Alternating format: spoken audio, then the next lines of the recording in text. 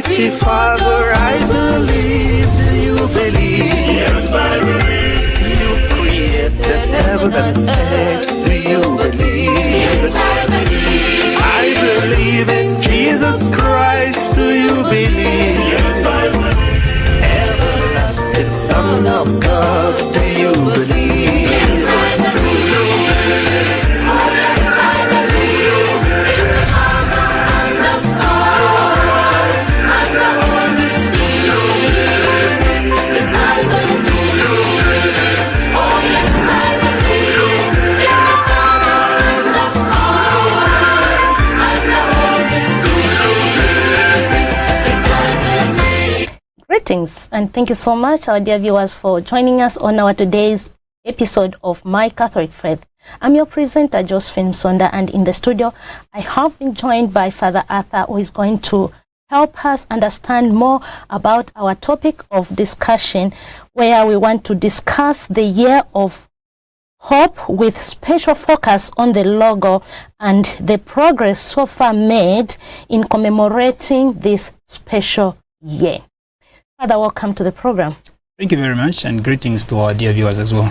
Yes. Father, we know that a lot has been talked about concerning the Jubilee, a lot has been shared, and the talks about the history of this Jubilee, but not much has been shared concerning the logo. This we want to understand, Father. What is the significance of this logo?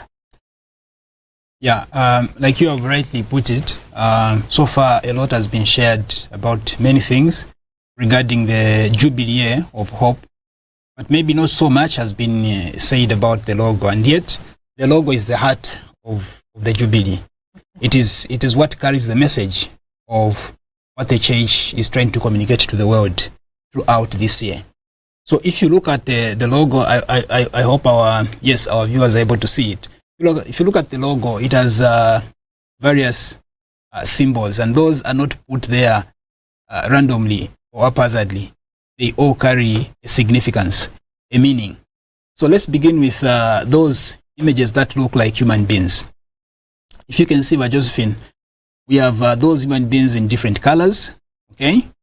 And they are holding on to each other. The first one is holding on to the cross. Then the others are holding on to to the one holding to the cross, and the other one and the other one, they are holding each other.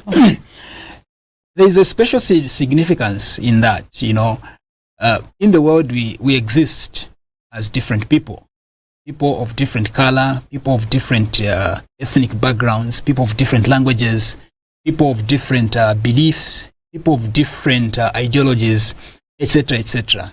You know, there are so many things that we can say about the diversity of humanity in the world, and those are the different colors that you see on the logo. Now, regardless of the difference that we see in humanity, there's also some kind of solidarity. There's unity, because by nature we don't exist as solitary beings. We don't exist as loners. We exist with others. We are relational by nature. So you cannot be in the world alone. You need another person. You need a community where to belong, where to find your identity.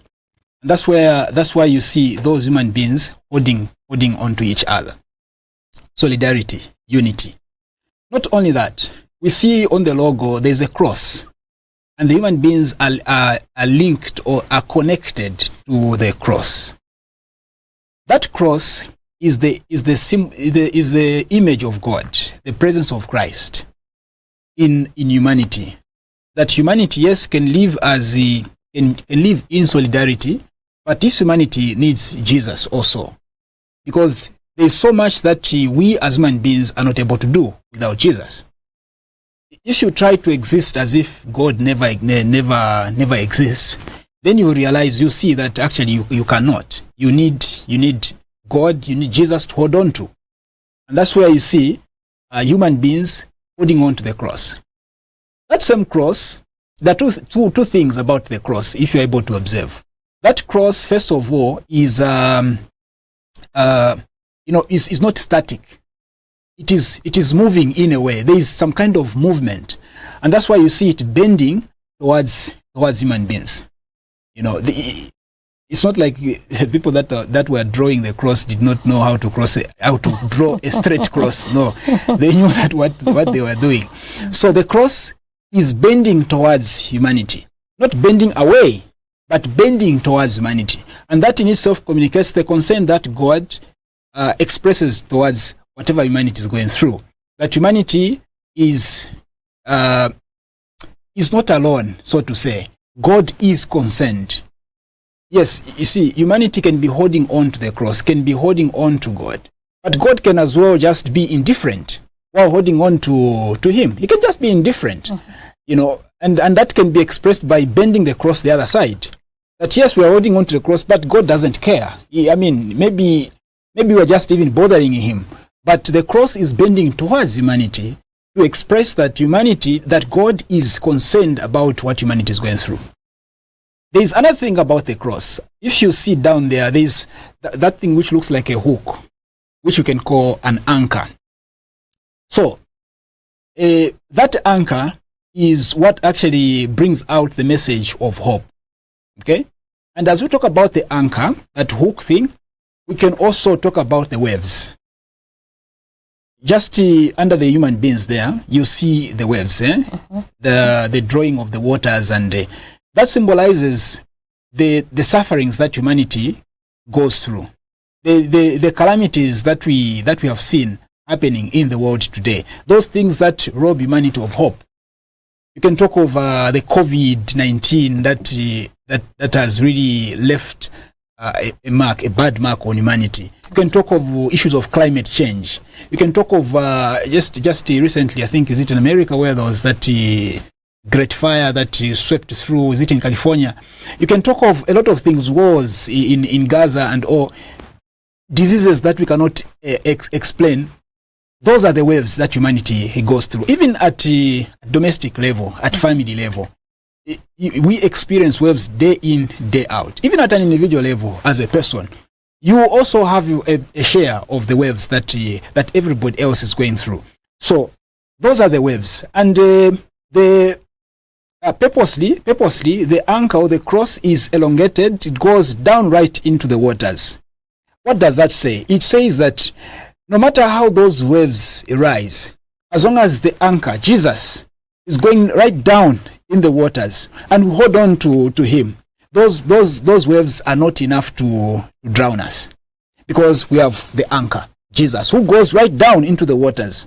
And so those waves are not enough. And if you can see, human beings are not going down into the waters. They are portrayed as walking on the waters because they are holding on to the anchor, Jesus. That is where the message of hope is. Once you let go of the cross, what happens? Lost hope. Yes, you begin to drown. You die. Once you let go, once those human beings, no matter how they try to still stick to each other, hold each other, once that first person holding the cross lets go, you drown together. You go right down.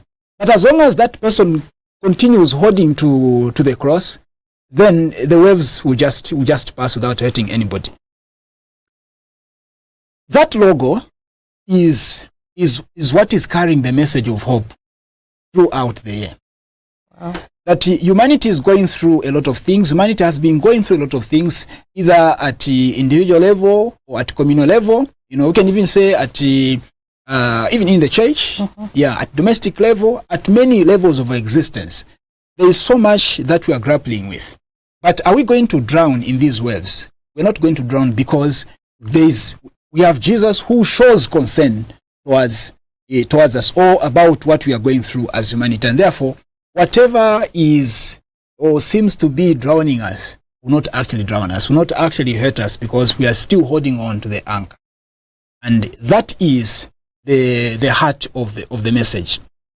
Not only that, maybe the last thing I can talk about regarding the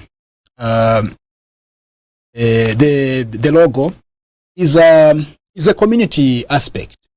You see, this year is a year of hope, Jubilee year of hope, and the theme is Pilgrims of Hope, meaning that we are pilgrims together. not as individuals. We walk together. So we are pilgrims as a community. We are pilgrims as a Christian community, as a human society, as the whole world. We are walking together. Why should we walk together? The reason is simple. What affects you can also affect me. What is hurting you can also hurt me. What is robbing, driving out the hope, the hope that you have in you can also do the same to me.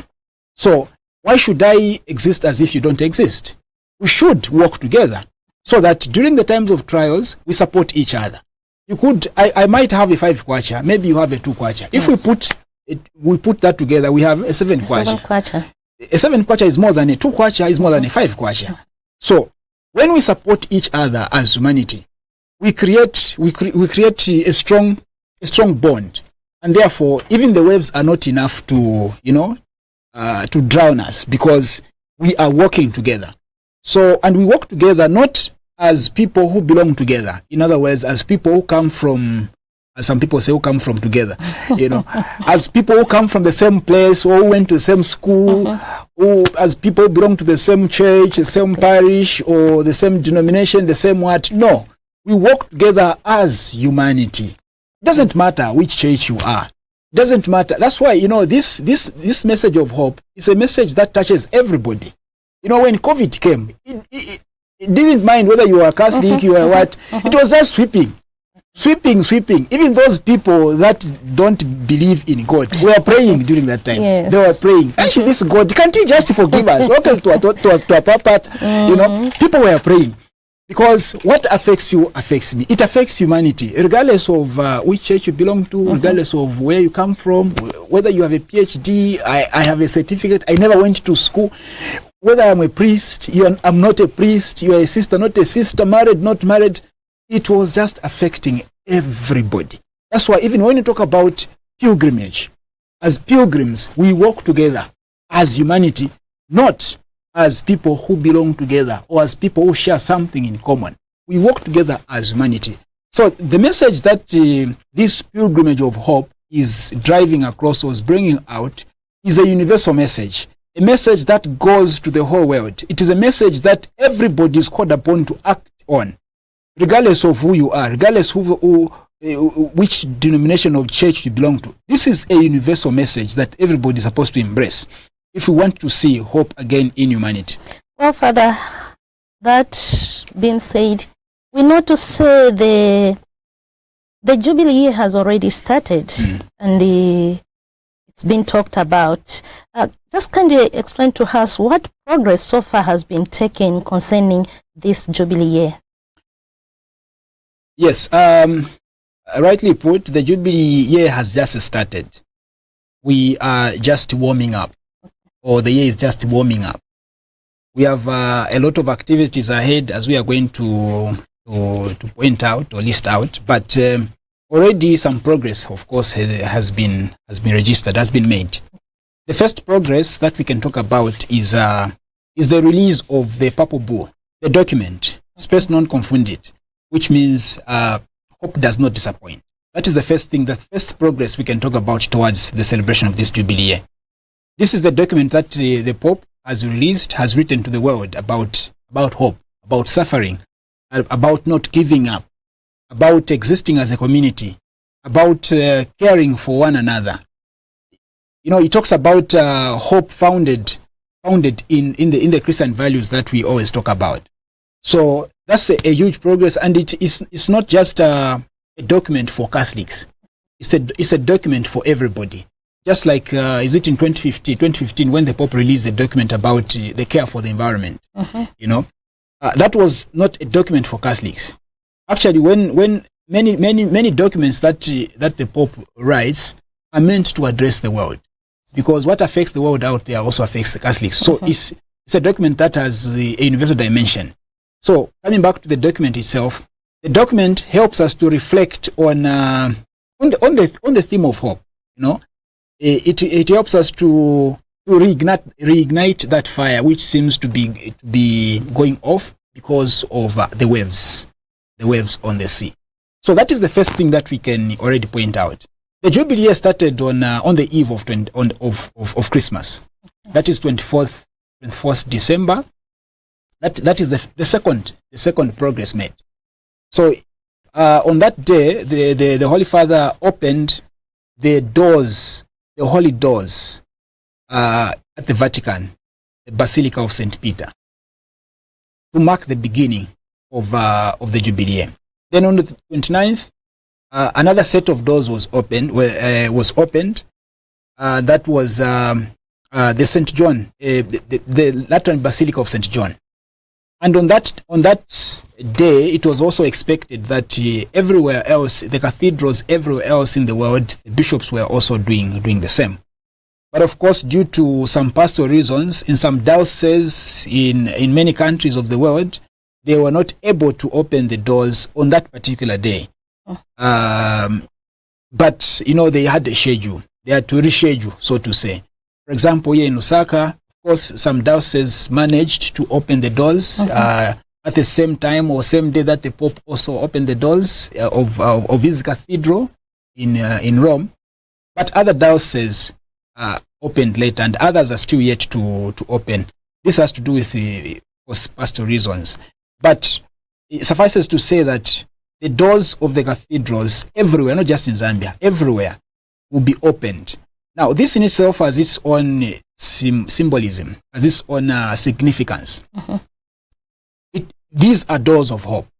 That regardless of those waves, regardless of what we go through as human beings, God has not shut the doors on us.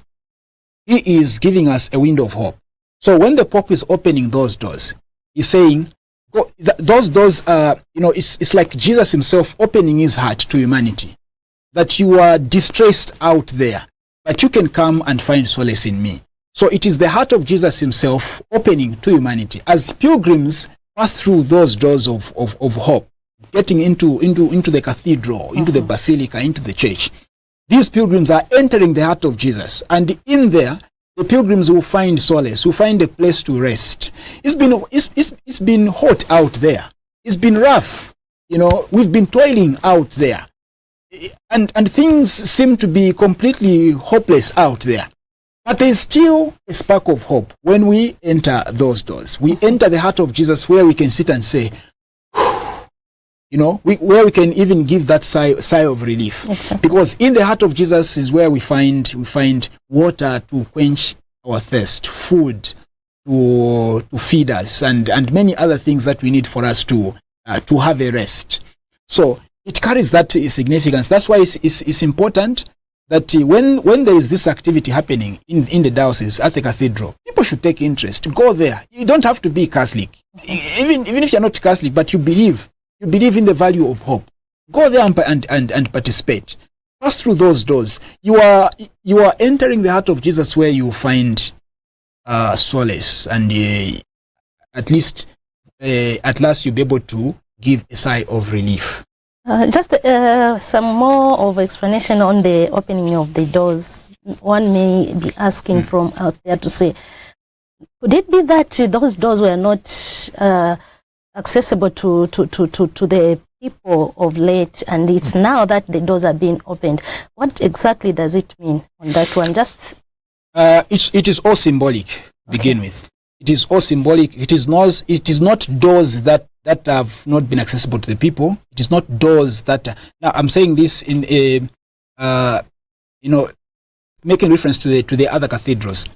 There's something special about the doors at St. Peter's Basilica. There are doors that are dedicated to the Jubilee celebrations at the Basilica of St. Peter. So these doors are only opened when there is a celebration. They are opened. This Jubilee comes every 25 years. In the church, we have ordinary jubilees and extraordinary jubilees. Ordinary jubilees come every 25 years.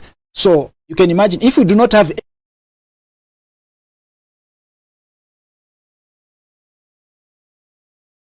25th year, when the Pope will come, whichever Pope is reigning, sometimes it is even a different Pope. Okay. Yeah. So he comes and opens those doors. The key to those doors is kept somewhere very safe. They have to break something. They have to break the wall somewhere in order to access the key, because these doors remain shut for a period of 25 years. But in a case where there is need to have an extraordinary jubilee.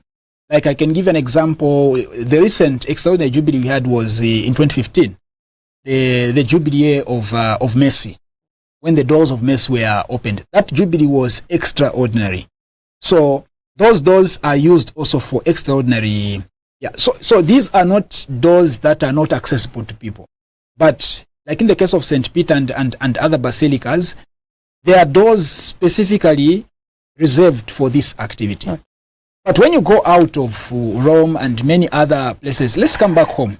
Let's come to our own place here, our own country. When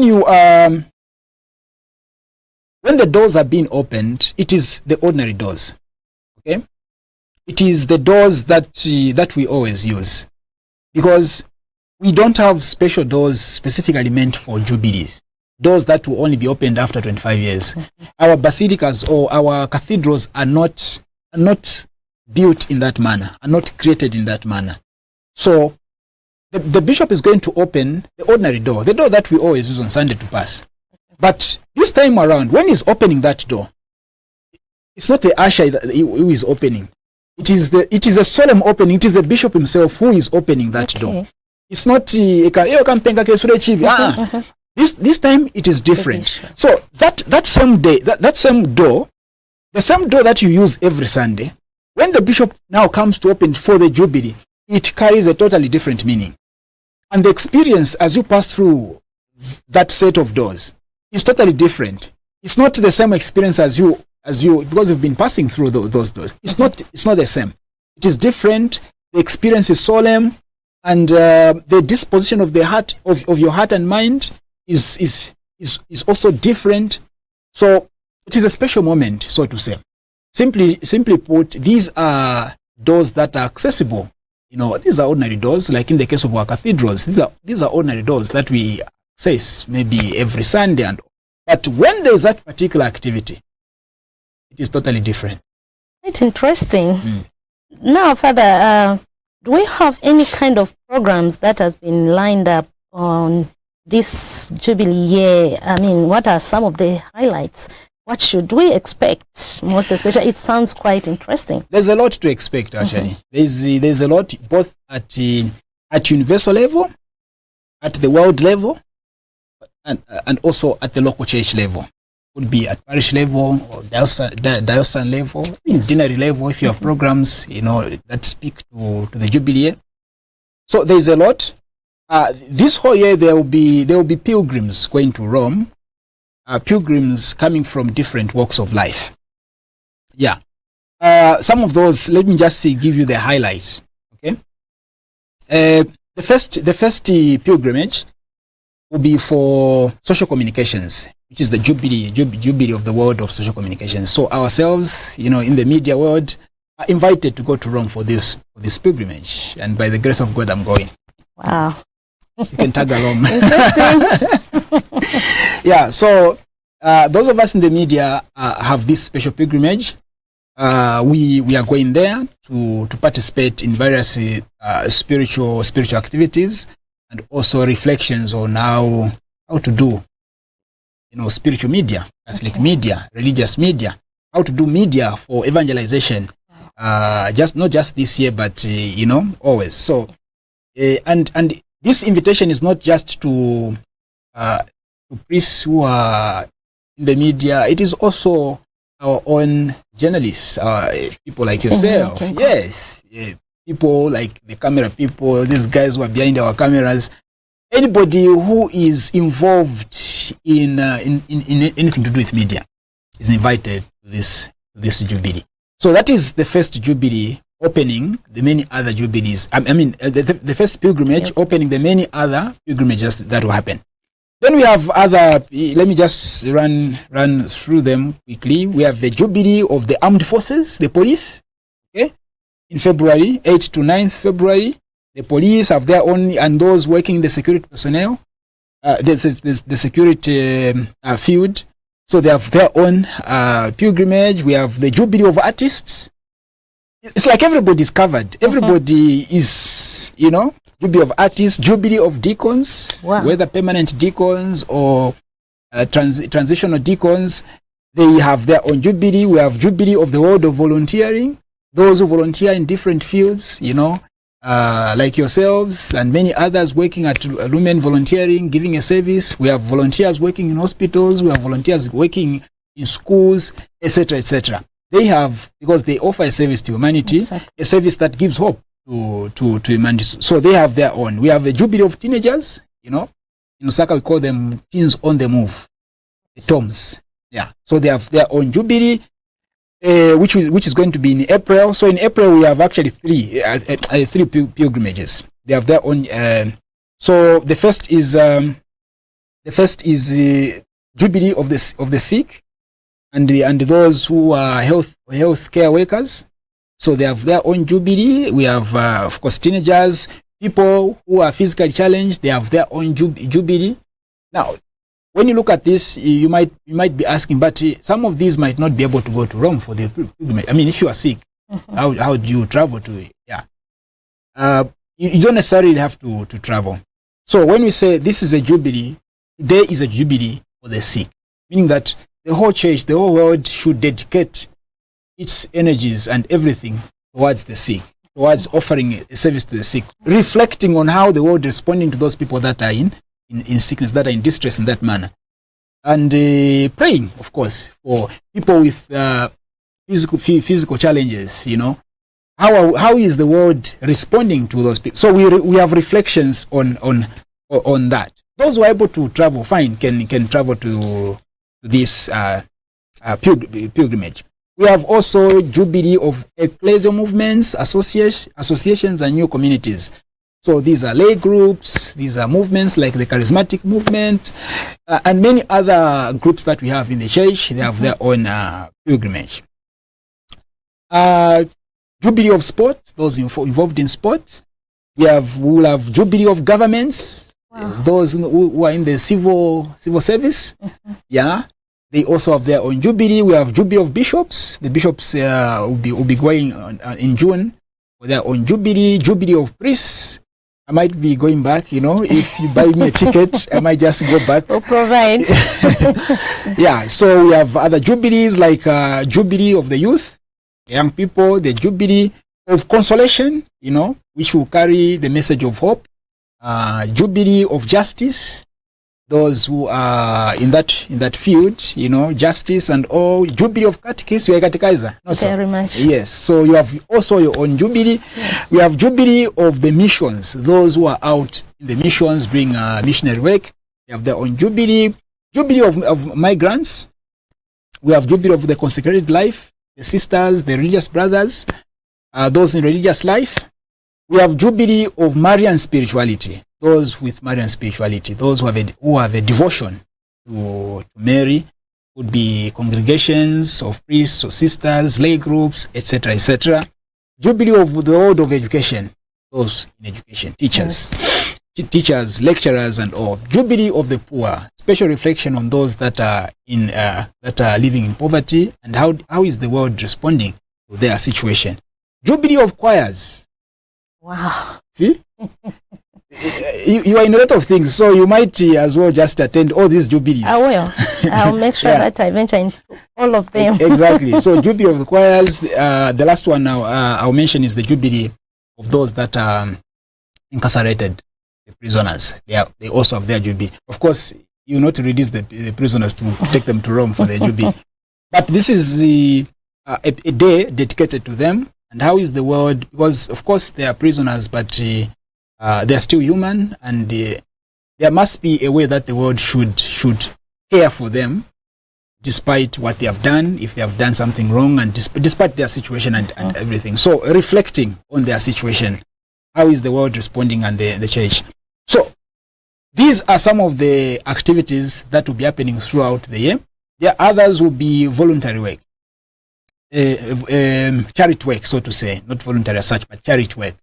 So these are charity works that a lay group, a movement like charismatic can take up. A lay group like Actual can say, okay, we are going to have our own jubilee and do this charity in that particular place. Now, these pilgrimages can actually be localized. It's not everyone who's going to manage to go to Rome for these jubilees. Exactly. Yeah, for many reasons. But they can be localized. That's why this whole year, the local church has to be busy. The local church has to be busy. There should be programs, and this I'm making an appeal to our dioceses. There should be programs. You know, if we, as the church, as the local church, do not respond to what is happening in the church, then our people will not know. Our people will think this is for the people in Rome. This is for us also at the local level. There should be programs for our people at the parish that respond to this jubilee.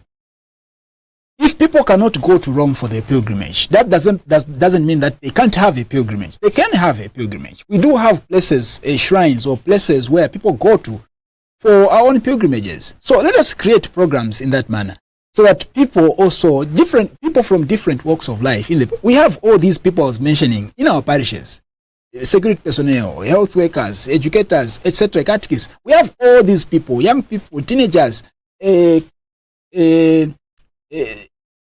prisoners. We have all these. Why can't we create programs that will help our people be part of what is happening in order to ignite hope that seems to be going? So yes, it's going to be a busy year. We can as well just jump on the bandwagon and get busy. Yeah. Wow. What more can I say further apart from saying thank you for the information? I know it will be a very busy year, but quite interesting. And a special appeal, I want to make a special appeal to our own Catholic media. This is important because as the Catholic media, if we do not make this as our priority, no one is going to talk about it. Secular media is not going to spend 1 hour talking about the pilgrim of hope. You know, there's a lot happening in the church. There's a lot that the church is happening, responding to what humanity is going through. But since our own media, as Catholic media, we are more preoccupied with the secular news than really putting church news at the front. All these things nobody's knowing. Of course, we're not saying you have to be talking about these things so that we brag about what we are doing. Not at all. As Catholic media, our job, our duty is to talk about what is happening in the church in order to foster the work of evangelization. So, on your schedule, if you are a radio station, if you are a TV station somewhere, Lumen TV or any other TV station in any part of the world, even if you are just a social media blogger who posts Catholic content, take interest in what is happening. Let us. If we don't do this, if we don't talk about all this programming, this jubilee year, secular media is not going to do this for us. We have to do it ourselves. Please. Thank you so much, Father. I think this is where we come to the end of this program. Quite more to learn, most especially about this jubilee. We'll still come back to you because what has been put up is just too many that we can't just precipitate at once. So we'll be coming one by one. What about this? What about that? Sure. Well, our dear viewers, we have come to the end of the program. Join us again next week when we come with yet another interesting topic. This has been My Catholic Faith with me, Josephine Msonda and Father Arthur NTEMBULA. We wish you God's blessings. Bye-bye. Mighty Father, as I believe, you believe in Jesus Christ, do you believe? Yes, I believe. Everlasting Son of God, do you believe?